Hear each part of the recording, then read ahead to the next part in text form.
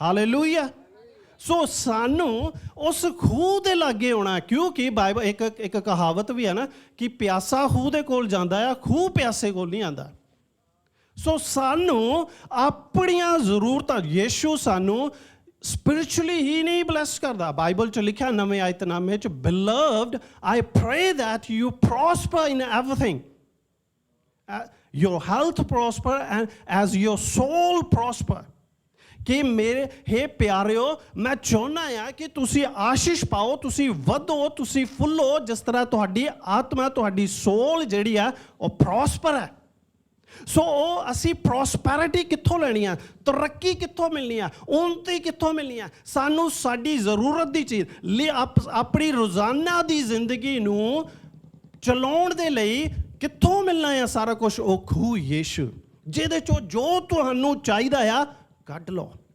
Hallelujah. Isaac ਨੂੰ wife ਚਾਹੀਦੀ ਸੀ ਰਬੇਕਾ, ਕਿੱਥੇ ਮਿਲੀ? ਜਾ ਕੇ ਖੂਹ ਦੇ ਕਿਨਾਰੇ ਦੇ ਉੱਤੇ, ਕਿਉਂਕਿ ਉਹ ਉੱਥੇ ਜਾ ਕੇ ਰੁਕ ਗਿਆ। ਫਿਰ ਉਹਨੇ ਪ੍ਰੇਅਰ ਕੀਤੀ ਕਿ ਪਰਮੇਸ਼ਵਰ ਹੈ, ਮੇਰੇ ਮਾਸਟਰ ਦੇ ਪਰਮੇਸ਼ਵਰ, ਕਿ ਮੈਂ ਇਸ ਖੂਹ ਦੇ ਕਿਨਾਰੇ ਦੇ ਉੱਤੇ ਹਾਂ, ਅਤੇ ਜਿਹੜੀ ਔਰਤ ਪਹਿਲੇ ਆਵੇ ਔਰ ਜਦੋਂ ਮੈਂ ਉਹਨੂੰ ਕਹਾਂ ਕਿ ਮੈਨੂੰ ਪਾਣੀ ਪਿਲਾ ਅਤੇ ਉਹ ਪਾਣੀ ਪਿਲਾਵੇ, ਤਾਂ ਮੈਂ ਸਮਝ ਜੂੰਗਾ ਕਿ ਇਹ ਮੇਰੀ ਮਾਸਟਰ ਦੀ ਵਾਈਫ ਹੈ। ਪਰ ਰਬੇਕਾ ਨੇ ਵੀ ਕੁਛ ਕੀਤਾ ਉੱਥੇ। ਰਬੇਕਾ ਨੇ ਕਿਹਾ ਕਿ ਉਹਨੂੰ ਵੀ ਪਾਣੀ ਪਿਲਾਇਆ, ਉਹਦੇ ਊਠਾਂ ਨੂੰ ਵੀ ਪਾਣੀ ਪਿਲਾਇਆ। ਔਰ ਉਹਦਾ ਨੌਕਰ ਅਬਰਾਹਮ ਦਾ ਕਿੰਨੇ ਊਠ ਲੈ ਕੇ ਚੱਲਿਆ ਸੀ? 10।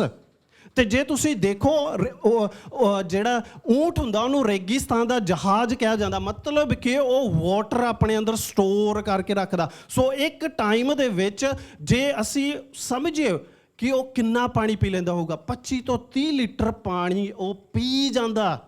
ਸੋ 10 ਊਠਾਂ ਨੂੰ ਪਾਣੀ ਪਿਲਾਉਣਾ ਸੌਖਾ ਨਹੀਂ ਸੀ, ਪਰ ਰਬੇਕਾ ਨੇ ਪਿਲਾਇਆ। ਇਸ ਲਈ ਉਹ ਇਸਾਕ ਦੀ ਵਾਈਫ ਬਣੀ, ਇਸ ਲਈ ਉਹਦੇ ਵਿੱਚੋਂ ਬਲੈਸਿੰਗਸ ਨਿਕਲੀਆਂ। ਅੱਜ ਭੇਡਾਂ ਨੇ ਵੀ ਜੇ ਬਲੈਸ ਹੋਣਾ, ਉਹਨਾਂ ਨੂੰ ਵੀ ਕੁਛ ਕਰਨਾ ਪੈਣਾ। ਖੂਹ ਦੇ ਵਿੱਚੋਂ ਜੇ ਚਾਹੁੰਦੇ ਹੋ ਕਿ ਮੇਰੇ ਲਈ ਆ ਵੀ ਨਿਕਲੇ, ਮੇਰੇ ਲਈ ਆ ਵੀ ਬਲੈਸਿੰਗਸ ਨਿਕਲੇ, ਮੇਰੇ ਲਈ ਆ ਵੀ ਬਲੈਸਿੰਗਸ ਨਿਕਲੇ, ਤਾਂ ਪੇਡ ਹਾਰਡ ਵਰਕ ਹੋਣੀ ਚਾਹੀਦੀ ਆ। Hallelujah, praise the Lord, glory to the God, thank you Jesus. ਅੱਜ ਖੂਹ ਦਾ ਮੂੰਹ ਖੁੱਲ੍ਹਾ ਹੋਇਆ। ਯੀਸ਼ੂ ਕਹਿੰਦਾ, ਯੀਸ਼ੂ ਨੇ ਕਿਹਾ ਅੱਜ ਜੋ ਤੁਹਾਨੂੰ ਚਾਹਨਾ, ਉਹ ਕਿਹਾ, ਉਸਨੇ ਕਿਹਾ ਮੈਂ ਰਸਤਾ ਹਾਂ, ਮੈਂ ਜੀਵਨ ਦੀ ਰੋਟੀ ਹਾਂ, ਮੈਂ ਜੀਵਨ ਦਾ ਪਾਣੀ ਹਾਂ। ਸੋ ਕੀ ਯੀਸ਼ੂ ਸਾਨੂੰ ਦੁਨਿਆਵੀ ਜ਼ਿੰਦਗੀ ਜੀਣ ਦੇ ਲਈ ਨਹੀਂ ਪ੍ਰੋਵਾਈਡ ਕਰਦਾ? ਯੈਸ, ਪ੍ਰੋਵਾਈਡ ਕਰਦਾ ਹੈ। ਕਿਉਂਕਿ ਨਵੇਂ ਆਇਤਨਾਮੇ 'ਚ ਲਿਖਿਆ ਕਿ ਤੁਸੀਂ ਪ੍ਰੋਸਪਰ ਹੋਵੋ, ਜਿਸ ਤਰ੍ਹਾਂ ਤੁਹਾਡੀ ਸੋਲ ਪ੍ਰੋਸਪਰ ਹੈ, ਉਸੇ ਤੁਹਾਡੀ ਫਿਜ਼ੀਕਲ ਲਾਈਫ ਵੀ ਪ੍ਰੋਸਪਰ ਹੋਣੀ ਚਾਹੀਦੀ ਹੈ। Hallelujah, thank you Jesus, praise the Lord. ਪਰ ਅੱਜ ਅਸੀਂ ਕਲਾਮ ਥੋੜ੍ਹਾ ਜਿਹਾ ਦੇਖਾਂਗੇ ਬਾਈਬਲ ਦੇ ਵਿੱਚੋਂ, ਉਤਪਤੀ ਦੇ ਵਿੱਚ ਫਿਰ ਜਾਵਾਂਗੇ ਅਸੀਂ।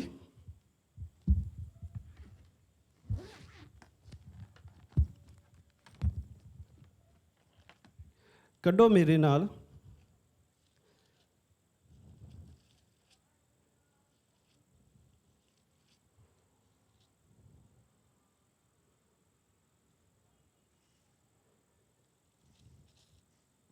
उत्पत्ति 4 अध्याय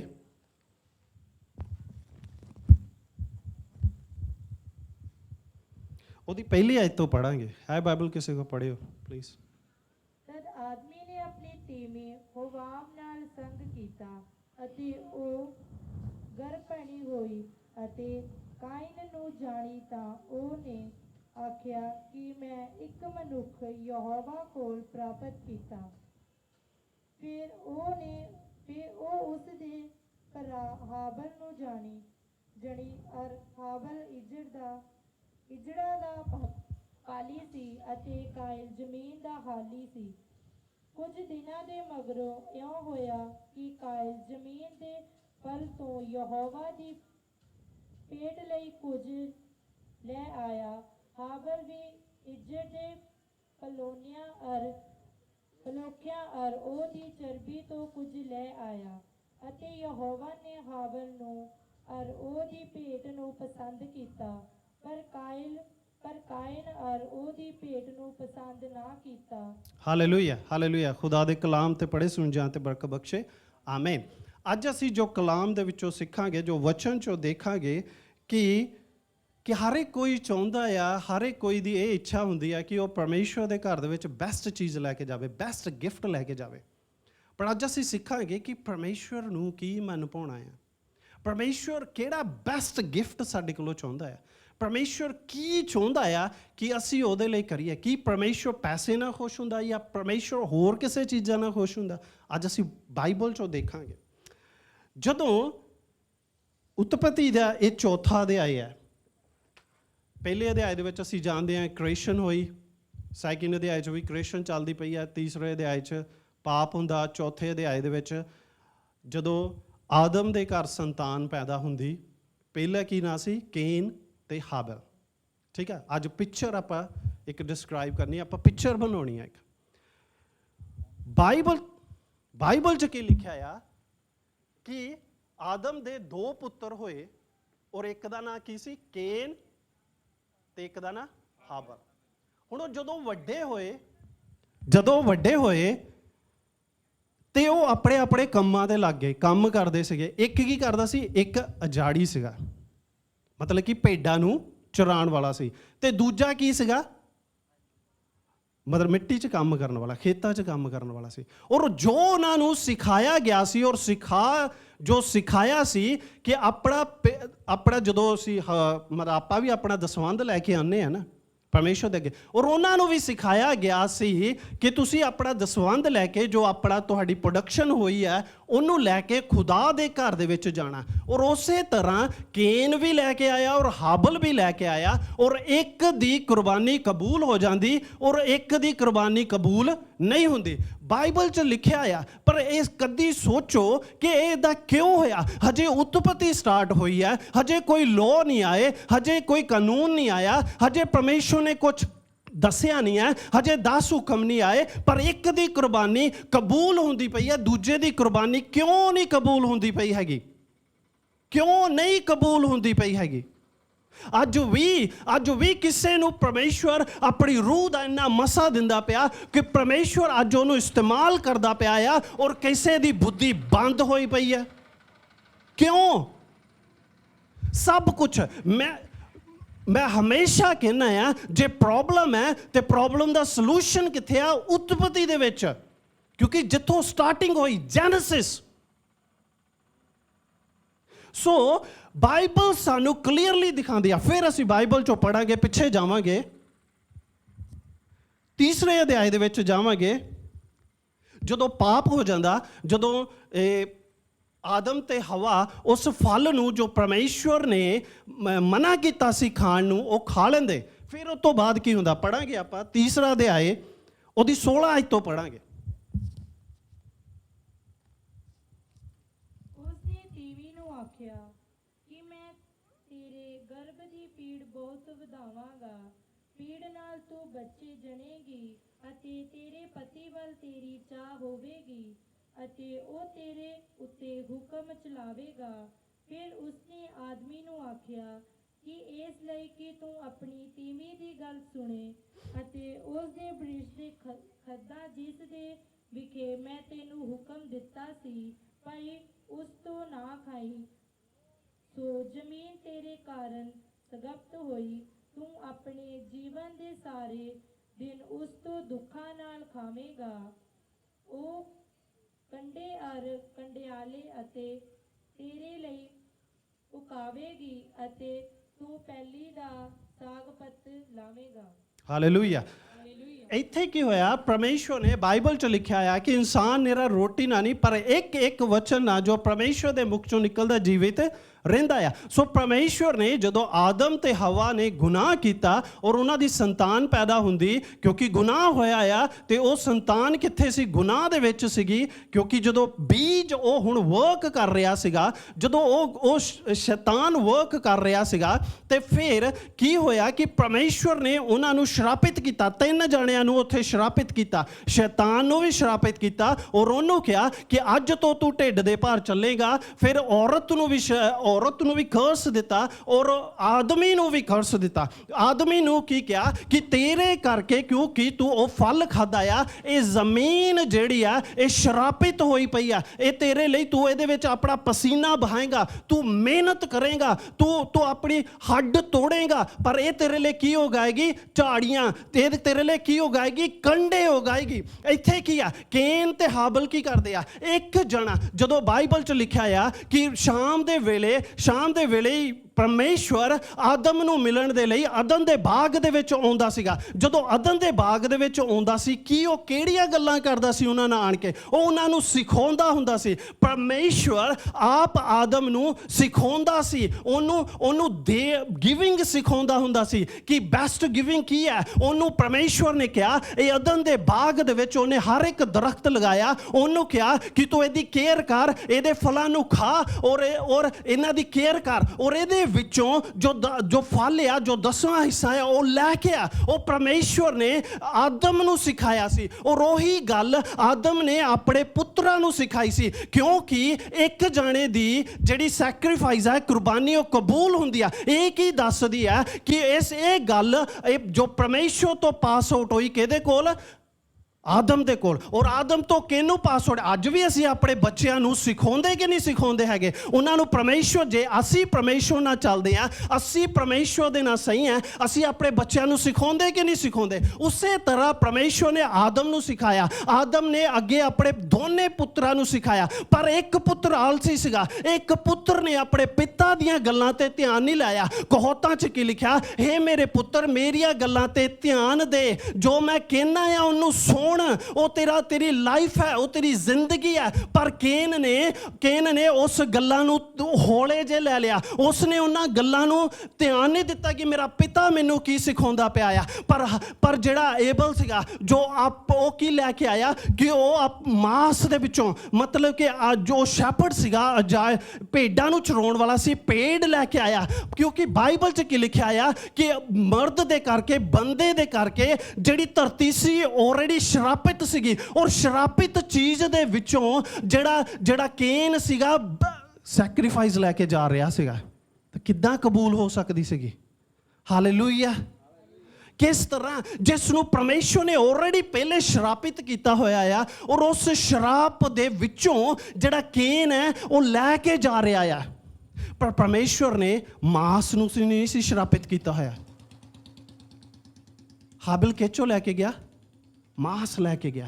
ਜਦੋਂ ਪੁਰਾਣਾ ਇਤਨਾਮਾ ਪੜ੍ਹਦੇ ਹਾਂ, ਬਾਈਬਲ 'ਚ ਕੀ ਲਿਖਿਆ ਆ ਕਿ ਜਦੋਂ ਉਹਦੇ ਘਰ ਦੇ ਵਿੱਚ ਉਹ ਮੀਟ ਲੈ ਕੇ ਜਾਂਦੇ ਹੁੰਦੇ ਸੀ, ਉਸ ਨੂੰ ਉਹ ਅੱਗ ਦੇ ਉੱਤੇ ਭੁੰਨਦੇ ਹੁੰਦੇ ਸੀਗੇ। ਜਦੋਂ ਉਹ ਅੱਗ ਤੋਂ ਭੁੰਨ ਕੇ ਸਮੈਲ ਉੱਪਰ ਜਾਂਦੀ ਸੀ, ਇੰਗਲਿਸ਼ ਦਾ ਵਰਡ ਹੈ ਅਰੋਮਾ, ਉਹ ਜਦੋਂ ਸਮੈਲ ਖੁਦਾਵੰਦ ਨੂੰ, ਪਰਮੇਸ਼ਵਰ ਨੂੰ ਆਉਂਦੀ ਸੀਗੀ, ਉਹ ਖੁਸ਼ ਹੁੰਦਾ ਸੀ, ਉਹ ਆਨੰਦਿਤ ਹੁੰਦਾ ਸੀਗਾ। ਔਰ ਜਦੋਂ ਆਨੰਦਿਤ ਹੁੰਦਾ ਸੀ, ਫਿਰ ਉਹ ਧਰਤੀ ਨੂੰ ਬਲੈਸ ਕਰਦਾ ਹੁੰਦਾ ਸੀਗਾ। ਬਾਈਬਲ 'ਚ ਕੀ ਲਿਖਿਆ ਆ? ਜਦੋਂ ਫਲੱਡ ਆਇਆ, ਜਦੋਂ ਨੂਹ ਦੇ ਟਾਈਮ ਤੇ ਫਲੱਡ ਆਇਆ, ਫਿਰ ਉਹਨੇ ਕੁਰਬਾਨੀਆਂ ਚੜਾਈਆਂ। ਜਦੋਂ ਫਲੱਡ ਸੁੱਕ ਗਿਆ, ਔਰ ਉਸ ਦੀ ਸੁਗੰਧ, ਜੋ ਉਸ ਦੀ ਜਿਹੜੀ ਖੁਸ਼ਬੂ ਸੀਗੀ, ਉਹ ਜੋ ਉਹਨੇ ਪੰਛੀ ਲਏ, ਜੋ ਮਾਸ ਲਿਆ, ਉਹਨੂੰ ਅੱਗ ਤੇ ਰੱਖਿਆ, ਔਰ ਜਦੋਂ ਉਸ ਦੀ ਸੁਗੰਧ ਉੱਪਰ ਗਈ, ਅਰੋਮਾ ਬਣ ਕੇ ਗਈ, ਪਰਮੇਸ਼ਵਰ ਖੁਸ਼ ਹੋਇਆ, ਔਰ ਪਰਮੇਸ਼ਵਰ ਨੇ ਧਰਤੀ ਨੂੰ ਬਲੈਸ ਕੀਤਾ।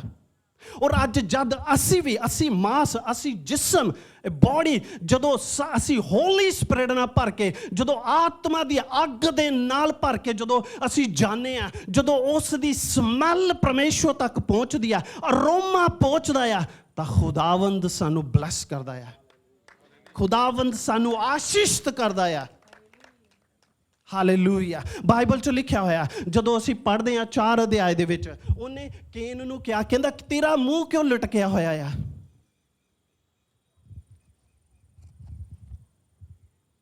ਜਦੋਂ ਅਸੀਂ 6 ਆਇਤ ਨੂੰ ਪੜ੍ਹਦੇ, why are you so angry?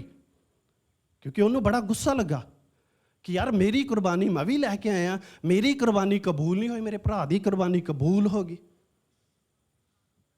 The Lord asked Cain, why do you look so dejected? You will be accepted if you do what is right.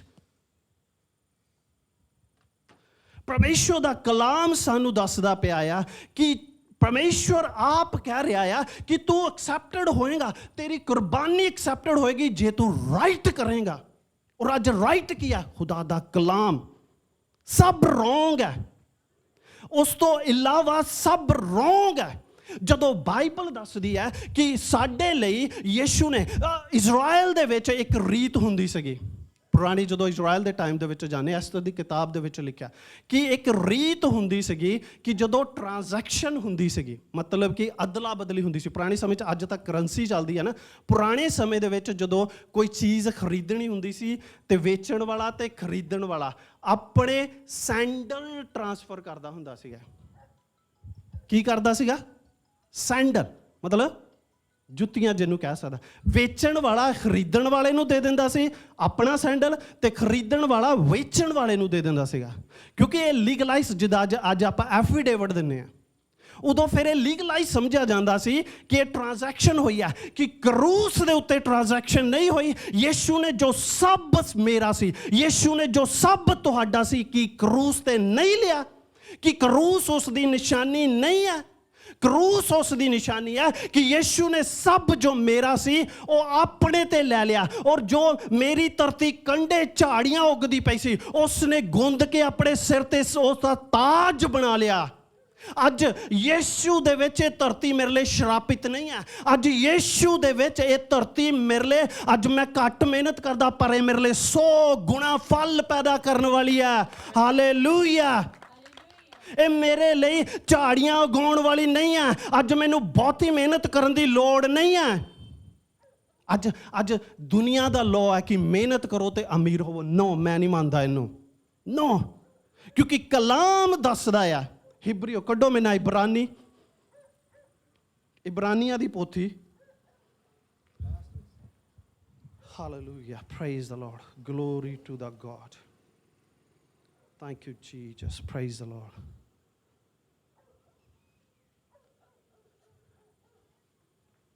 ਇਬਰਾਨੀਆਂ 4 ਅਧਿਆਇ ਉਹਦੀ 10 ਆਇਤ ਨੂੰ ਪੜਾਂਗੇ।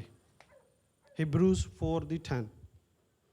ਕਿਉਂਕਿ ਜਿਹੜਾ ਉਹਦੇ ਆਰਾਮ ਵਿੱਚ ਵੜ ਗਿਆ, ਉਹਨੇ ਵੀ ਆਪਣੀਆਂ ਕੰਮਾਂ ਤੋਂ ਬਹਿਲਾਇਆ ਹੈ ਕਿ ਅਗਮ ਕੀਤਾ, ਜਿਵੇਂ ਪਰਮੇਸ਼ਵਰ ਨੇ ਆਪਣੇ ਕੰਮਾਂ ਤੋਂ। ਸੋ ਇਉਂ ਬਸ ਖੁਦਾ ਦੇ ਕਲਾਮ ਤੇ ਪੜ੍ਹੇ ਸੀ। ਬਾਈਬਲ 'ਚ ਲਿਖਿਆ, for anyone who enter God's rest also rest from their works just as God did from। ਜਿਸ ਤਰ੍ਹਾਂ ਪਰਮੇਸ਼ਵਰ ਨੇ 6 ਦਿਨ ਕੰਮ ਕੀਤਾ ਔਰ 7ਵੇਂ ਦਿਨ ਉਹਨੇ ਆਰਾਮ ਕੀਤਾ। ਬਾਈਬਲ ਸਾਨੂੰ ਦੱਸਦੀ ਹੈ ਕਿ ਜਦੋਂ ਅਸੀਂ ਮੁਕਤੀ ਪਾ ਲੈਂਦੇ ਹਾਂ, ਜਦੋਂ ਸਾਨੂੰ ਨਿਊ ਲਾਈਫ ਮਿਲ ਗਈ ਆ, ਮੈਂ ਯਿਸੂ 'ਚ ਰੈਜ਼ੋਰੈਕਟ ਹੋ ਚੁੱਕਾ ਹਾਂ, ਮੈਂ ਯਿਸੂ 'ਚ ਜ਼ਿੰਦਾ ਹੋ ਚੁੱਕਾ ਹਾਂ, ਮੇਰਾ ਹੈਂਡ ਵਰਕ ਘਟ ਜਾਂਦਾ ਆ। ਕਿਉਂਕਿ ਇਹ ਧਰਤੀ ਹੁਣ ਮੇਰੇ ਲਈ ਝਾੜੀਆਂ ਕੰਢੇ ਉਗਾਉਣ ਵਾਲੀ ਨਹੀਂ ਆ, ਇਹ ਮੇਰੇ ਲਈ ਫਲ ਪੈਦਾ ਕਰਨ ਵਾਲੀ ਆ। ਮੈਂ ਇੱਕ ਬੀਜ ਸੁੱਟਦਾ ਆ, ਉਹ ਸੋਚ ਤਬਦੀਲ ਹੁੰਦਾ ਆ, ਉਹ ਫਲਵੰਤ ਹੁੰਦਾ ਆ, ਕਿਉਂਕਿ ਮੈਂ ਬਲੈਸਡ ਹੋ ਚੁੱਕਾ ਹਾਂ, ਕਿਉਂਕਿ ਮੈਂ ਫਲਵੰਤ ਹੋ ਚੁੱਕਾ ਹਾਂ। ਹਾਲੇਲੂਇਆ। ਸੋ ਤੁਸੀਂ ਵੀ ਬਲੈਸਡ ਹੋ, ਤੁਸੀਂ ਫਲਵੰਤ ਹੋ। ਆਪਣਾ ਆਪ ਬੈਸਟ ਗਿਫਟ ਹੈ ਪਰਮੇਸ਼ਵਰ ਦੇ ਅੱਗੇ। ਜਦੋਂ ਤੁਸੀਂ ਬੈਸਟ ਗਿਫਟ ਪਹਿਲੇ ਲੈ ਕੇ ਆਉਂਗੇ ਖੁਦਾਵੰਦ ਦੇ ਅੱਗੇ, ਔਰ ਪਰਮੇਸ਼ਵਰ ਆਪਣੀ ਅੱਗ ਤੁਹਾਡੇ ਤੇ ਉਤਾਰੇਗਾ, ਔਰ ਉਸ ਅੱਗ ਦੀ ਸਮੈਲ ਦੇ ਵਿੱਚ ਜਦੋਂ ਪਰਮੇਸ਼ਵਰ ਕੋ ਜਾਏਗੀ, ਉਹ ਅਰੋਮਾ ਬਣ ਕੇ ਜਦ ਪਰਮੇਸ਼ਵਰ ਕੋ ਜਾਏਗਾ ਤਾਂ ਖੁਦਾਵੰਦ ਤੁਹਾਨੂੰ ਬਲੈਸ ਕਰੇਗਾ। ਫਿਰ ਸਵਰਗ ਤੋਂ ਆਸ਼ੀਸ਼ ਉਤਰੇਗੀ ਤੁਹਾਡੇ ਉੱਤੇ। ਕਿਉਂਕਿ ਬਾਈਬਲ ਇਸ ਗੱਲ ਦੀ ਗਵਾਹ ਆ ਕਿ ਖੁਦਾਵੰਦ ਜਦੋਂ ਪੁਰਾਣੇ ਆਇਤਨਾਮੇ 'ਚ ਕੁਰਬਾਨੀਆਂ ਚੜਾਈਆਂ ਗਈਆਂ, ਉਹਦੀ ਖੁਸ਼ਬੂ ਉੱਪਰ ਗਈ ਔਰ ਪਰਮੇਸ਼ਵਰ ਨੇ ਧਰਤੀ ਨੂੰ ਬਲੈਸ ਕੀਤਾ। ਫਿਰ ਤੁਸੀਂ ਨਹੀਂ ਬਲੈਸਡ ਹੋਵੋਗੇ, ਤੁਹਾਡਾ ਆਲਾ ਦੁਆਲਾ ਬਲੈਸਡ ਹੋਏਗਾ। ਕਿਉਂਕਿ ਅਬਰਾਹਮ ਦੇ ਨਾਲ ਪਰਮੇਸ਼ਵਰ ਨੇ ਵਾਅਦਾ ਕੀਤਾ ਕਿ ਤੇਰੇ ਕਰਕੇ ਮੈਂ ਧਰਤੀ ਨੂੰ ਬਲੈਸਡ ਕਰਾਂਗਾ। ਹਾਲੇਲੂਇਆ। ਤੁਸੀਂ ਤਾਂ ਬਲੈਸਡ ਹੋਵੋਗੇ, ਤੁਹਾਡਾ ਆਲਾ ਦੁਆਲਾ ਵੀ ਬਲੈਸਡ ਹੋਏਗਾ। Hallelujah. Praise the Lord, glory to the God। So ਉਹ ਯਿਸੂ ਹੈ ਜਿਸ ਨੇ ਮੇਰੇ ਕੰਢਿਆਂ ਤੇ ਮੇਰੀ ਝਾੜੀਆਂ, ਜੋ ਮੇਰੀ ਧਰਤੀ ਝਾੜੀਆਂ ਉਗਾ ਰਹੀ ਸੀ, ਮੇਰੇ ਲਈ ਕੰਢੇ ਉਗਾ ਰਹੀ ਸੀ। ਮੈਂ ਮਿਹਨਤ ਜ਼ਿਆਦਾ ਕਰਦਾ ਸੀ, ਮੈਂ ਖੂਨ ਆਪਣਾ ਡੋਲਦਾ ਸੀ, ਮੈਂ ਪਸੀਨਾ ਆਪਣਾ ਡੋਲਦਾ ਸੀ, ਪਰ ਰਿਟਰਨ 'ਚ ਮੈਨੂੰ ਕੀ ਮਿਲਦਾ ਸੀ? ਕੰਢੇ ਤੇ ਝਾੜੀਆਂ। ਪਰ ਯਿਸੂ ਨੇ ਉਹ ਸਭ ਗੁੰਦ ਕੇ ਉਹ ਕਰਾਊਨ ਆਪਣੇ ਸਿਰ ਤੇ ਪਾ ਲਿਆ, ਔਰ ਉਸ ਨੇ ਕਿਹਾ ਅੱਜ ਤੋਂ ਇਹ ਧਰਤੀ ਤੁਹਾਡੇ ਲਈ ਕੰਢੇ ਤੇ ਝਾੜੀਆਂ ਨਹੀਂ ਉਗਾਏਗੀ, ਤੁਹਾਡੇ ਲਈ 100 ਗੁਣਾ ਫਲ ਪੈਦਾ ਕਰੇਗੀ। ਹਾਲੇਲੂਇਆ।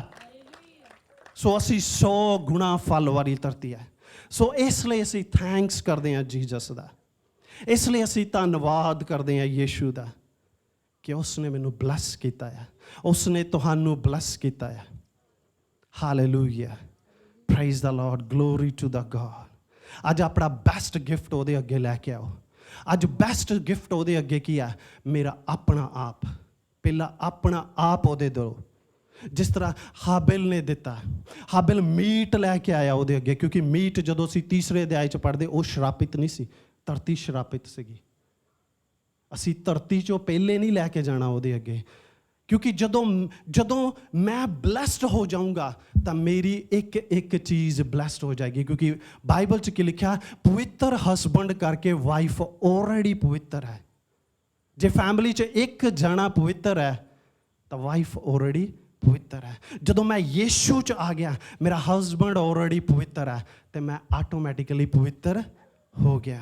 ਅਤੇ ਜਦੋਂ ਮੈਂ ਆਟੋਮੈਟਿਕਲੀ ਪਵਿੱਤਰ ਹੋ ਗਿਆ, ਮੇਰੀ ਇੱਕ ਚੀਜ਼ ਪਵਿੱਤਰ ਹੋ ਜਾਂਦੀ ਹੈ। ਕਿਉਂਕਿ ਬਾਈਬਲ 'ਚ ਕੀ ਲਿਖਿਆ ਕਿ ਇਸ ਲਈ ਕਿ ਹਸਬੈਂਡ ਪਵਿੱਤਰ ਹੈ, ਵਾਈਫ ਆਲਰੇਡੀ ਪਵਿੱਤਰ ਹੈ। ਅਤੇ ਜੇ ਵਾਈਫ ਪਵਿੱਤਰ ਹੈ ਅਤੇ ਹਸਬੈਂਡ ਆਲਰੇਡੀ ਪਵਿੱਤਰ ਹੈ, ਕਿ ਬੱਚੇ ਸ਼ੁੱਧ ਆ, ਬੱਚੇ ਹੋਲੀ ਆ। ਸੋ ਜੋ ਮੇਰੇ ਵਿੱਚੋਂ ਚੀਜ਼ ਨਿਕਲੇਗੀ, ਜੋ ਮੇਰੇ 'ਚੋਂ, ਜੇ ਮੇਰੇ 'ਚੋਂ ਫਾਈਨੈਂਸ ਨਿਕਲੇਗਾ, ਜੇ ਮੇਰੇ 'ਚੋਂ ਹੋਰ ਕੋਈ ਆਸ਼ੀਸ਼ ਨਿਕਲੇਗੀ, ਉਹ ਕੀ ਹੋਏਗੀ? ਹੋਲੀ ਹੋਏਗੀ। ਫਿਰ ਜਦੋਂ ਮੈਂ ਖੁਦਾ ਦੇ ਘਰ ਦੇ ਵਿੱਚ ਪੈਸਾ ਲੈ ਕੇ ਆਵਾਂਗਾ, ਜਦੋਂ ਮੈਂ ਖੁਦਾ ਦੇ ਘਰ ਦੇ ਵਿੱਚ ਹੋਰ ਚੀਜ਼ ਲੈ ਕੇ ਆਏਗਾ, ਉਹ ਮਲਟੀਪਲਾਈ ਹੋਏਗੀ, ਕਿਉਂਕਿ ਉਹ ਸ਼ਰਾਪਿਤ ਹੈ ਹੀ ਨਹੀਂ ਹੈ ਹੁਣ। ਹਾਲੇਲੂਇਆ। ਸੋ ਸਭ ਤੋਂ ਬੈਸਟ ਗਿਫਟ ਕੀ ਆ ਅੱਜ? ਕੀ ਆ ਬੈਸਟ ਗਿਫਟ? ਆਪਣਾ ਆਪ। ਜਦੋਂ ਮੈਂ ਆਪਣਾ ਆਪ ਪਰਮੇਸ਼ਵਰ ਲਈ ਦੇਵਾਂਗਾ, ਜਦੋਂ ਮੈਂ ਆਪਣਾ ਆਪ ਖੁਦਾ ਦੇ ਲਈ ਦੇਵਾਂਗਾ, ਉਹਦੇ ਕੰਮਾਂ ਦੇ ਲਈ ਦੇਵਾਂਗਾ, ਉਸ ਦੇ ਲਈ ਟਾਈਮ ਕੱਢਾਂਗਾ, ਮੈਂ ਉਸ ਦੇ ਲਈ ਬੈਠਾਂਗਾ, ਮੈਂ ਉਸ ਦੇ ਲਈ ਜਾਗਾਂਗਾ, ਉਹਦੇ ਕੰਮਾਂ ਦੇ ਵਿੱਚ ਅੱਗੇ ਆਊਂਗਾ, ਤਾਂ ਫਿਰ ਮੇਰੀ ਕੁਰਬਾਨੀ ਐਕਸੈਪਟ ਹੋਏਗੀ। ਹਾਲੇਲੂਇਆ। ਸੋ ਅੱਜ ਦਾ ਕਲਾਮ ਮੇਰੇ ਭੈਣ ਭਰਾਵੋ, ਆਪਣਾ ਆਪ ਉਹਦੇ ਅੱਗੇ ਲੈ ਕੇ ਆਓ। ਕੋਈ ਦੁਨੀਆ ਦੀ ਤਾਕਤ ਫਿਰ ਤੁਹਾਨੂੰ ਬਲੈਸਡ ਹੋਣ ਤੋਂ ਰੋਕ ਨਹੀਂ ਸਕਦੀ। ਫਿਰ ਤੁਹਾਡੇ ਲਈ ਕੰਡੇ, ਇਹ ਧਰਤੀ ਝਾੜੀਆਂ ਨਹੀਂ ਉਗਾਏਗੀ, ਇਸ ਵਿੱਚੋਂ ਬਲੈਸਿੰਗਸ ਐਂਡ ਬਲੈਸਿੰਗਸ ਨਿਕਲੇਗੀ। ਬਾਈਬਲ 'ਚ ਅਮੋਸ ਦੀ ਕਿਤਾਬ 9 ਦੇ ਵਿੱਚ ਕੀ ਲਿਖਿਆ? ਮੈਂ ਜਿੱਧਰ ਦੇਖੂੰਗਾ, ਕਹਿੰਦਾ ਤੂੰ ਜਿੱਥੇ ਦੇਖੇਂਗਾ ਬਲੈਸਿੰਗਸ ਐਂਡ ਬਲੈਸਿੰਗਸ ਹੋਏਗੇ। ਹਾਲੇਲੂਇਆ। ਅੱਜ ਸਭ ਆਪਣੀਆਂ ਅਸੀਂ ਖੜੇ ਹੋਵਾਂਗੇ, ਅੱਜ ਆਪਣੇ ਮੂੰਹਾਂ ਨੂੰ ਖੋਲਾਂਗੇ ਕਿ ਪਰਮੇਸ਼ਵਰ ਯੈਸ ਮੈਂ ਆਪਣਾ ਆਪ ਦਿੰਦਾ ਆ, ਮੈਂ ਆਪਣਾ ਆਪ ਦਿੰਦਾ ਆ, ਮੈਂ ਆਪਣੀ ਇਸ ਕੁਰਬਾਨੀ ਨੂੰ, ਭੇਂਟ ਨੂੰ ਤੇਰੇ ਅੱਗੇ ਲੈ ਕੇ ਆਇਆ ਆ, ਇਸ ਨੂੰ ਕਬੂਲ ਕਰ। ਯੈਸ, ਇਸ ਨੂੰ ਕਬੂਲ ਕਰ। ਇਸ ਦੇ ਉੱਤੇ ਆਪਣੀ ਆਤਮਾ, ਉਸ ਫਾਇਰ ਨੂੰ ਉਤਾਰ, ਉਸ ਅੱਗ ਨੂੰ ਉਤਾਰ ਕਿ ਇਸ ਦੇ ਵਿੱਚੋਂ ਖੁਸ਼ਬੂ, ਅਰੋਮਾ ਤੇਰੇ ਤੱਕ ਪਹੁੰਚੇ, ਔਰ ਤੂੰ ਮੈਨੂੰ ਵੀ ਬਲੈਸ ਕਰੇ, ਔਰ ਮੇਰੇ ਨਗਰ ਨੂੰ ਵੀ ਬਲੈਸ ਕਰੇ, ਇਸ ਧਰਤੀ ਨੂੰ ਵੀ ਬਲੈਸ ਕਰੇ। ਯਸ, ਆਪਣੇ ਮੂੰਹ ਨੂੰ ਖੋਲੋ, ਪ੍ਰਾਰਥਨਾ ਕਰੋ, ਕਿਉਂਕਿ ਅਸੀਂ ਸਿੱਖ ਚੁੱਕੇ ਹਾਂ ਕਿ ਮੇਰੀ ਪ੍ਰਾਰਥਨਾ ਦੇ ਨਾਲ ਸਭ ਹੋਣਾ ਆ, ਮੇਰੀ ਪ੍ਰਾਰਥਨਾ ਦੇ ਨਾਲ ਸਭ ਚੇਂਜ ਹੋਣਾ। Yes, in the name of Jesus. ਅੱਜ ਇੱਕ ਜਨ ਜੋ ਪ੍ਰਾਰਥਨਾ ਕਰਦਾ ਪਿਆ, ਹੇ ਪਰਮੇਸ਼ਵਰ, ਆਈ ਪ੍ਰੇ ਇਨ ਦਾ ਨੇਮ ਆਫ ਜੀਸਸ। ਅੱਜ ਇਨ ਕੁਰਬਾਨੀਆਂ ਨੂੰ ਕਬੂਲ ਕਰ। ਜਦ ਇਹ ਆਪਣੇ ਆਪ ਨੂੰ ਤੇਰੇ ਅੱਗੇ ਲੈ ਕੇ ਆਉਂਦੇ ਪਏ ਨੇ, ਜਦ ਇਹ ਆਪਣੀਆਂ ਭੇਟਾਂ ਤੇਰੇ ਅੱਗੇ ਲੈ ਕੇ ਆਏ ਨੇ, ਇਸ ਆਪਣੇ ਆਪ ਨੂੰ ਤੇਰੇ ਅੱਗੇ ਲੈ ਕੇ ਆਏ ਨੇ, ਤੂੰ ਇਹਨਾਂ ਭੇਟਾਂ ਨੂੰ ਕਬੂਲ ਕਰ,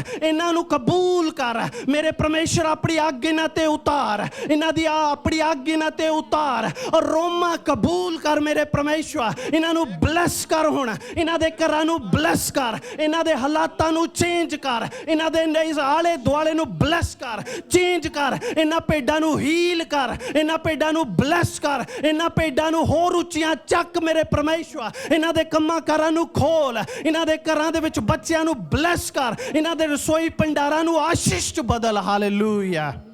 thank you Jesus. No more ਇਹਨਾਂ ਦੀ ਧਰਤੀ ਇਹਨਾਂ ਦੇ ਲਈ ਕੰਡੇ ਨਹੀਂ ਉਗਾਏਗੀ। ਅੱਜ ਯੀਸ਼ੂ ਦੇ ਨਾਂ 'ਚ ਬਲੀਵ ਕਰੋ। ਜਿੰਨੇ ਜਨ ਮੇਰੀ ਆਵਾਜ਼ ਨੂੰ ਸੁਣਦੇ ਨੇ, ਅੱਜ ਤੋਂ ਜਦੋਂ ਆਪਣੇ ਆਪ ਨੂੰ ਪਰਮੇਸ਼ਵਰ ਨੂੰ ਦਿੰਦੇ ਨੇ, ਜਦੋਂ ਆਪਣੀ ਜਿਸਮ ਨੂੰ ਪਰਮੇਸ਼ਵਰ ਨੂੰ ਦਿੰਦੇ ਨੇ ਕਿ ਮੈਂ ਤੇਰਾ ਮੰਦਰ ਹਾਂ, ਯਸ ਮੈਂ ਤੇਰਾ ਘਰ ਹਾਂ, ਮੈਂ ਤੇਰਾ, ਮੇਰੇ ਅੰਦਰ ਤੇਰੀ ਹਜ਼ੂਰੀ ਹੈ, ਯਸ ਜਦੋਂ ਆਪਣੇ ਆਪ ਨੂੰ ਦਿੰਦੇ ਨੇ, ਅੱਜ ਉਹ ਬਲੈਸਡ ਨੇ ਯੀਸ਼ੂ ਦੇ ਨਾਂ ਦੇ ਵਿੱਚ।